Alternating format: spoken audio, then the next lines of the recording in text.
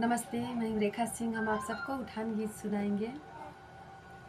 मोर जियरा आनंद होई जाई जब लाल खेलाई आंगनवा। मोर जियरा खुशी होई जाई जब लाल खेलाई आंगनवा।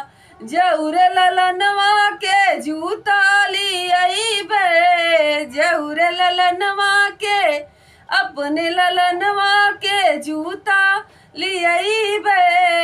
भला मौजा लगाइब मजेदार जब लाल खेलाई आंगनवा। भला मौजा लगाइब मजेदार जब लाल खेलाई आंगनवा। मोर जियरा खुशी होई जाई जब लाल खेलाई आंगनवा।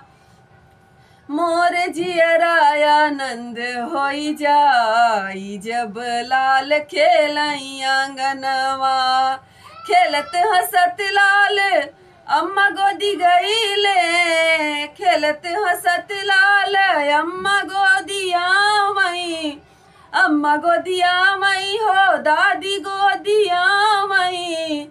भला पापा का भला दादा का जियरा जुड़ाई जब लाल खेलाई आंगनवा। भला दादा का जियरा जुड़ाई जब लाल खेलाई आंगनवा। मोर जियरा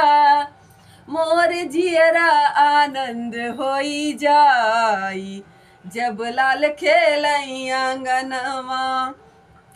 खेलत हंसत लाल दादी गोदिया मई, खेलत हंसत लाल दादी गोदिया मई। भला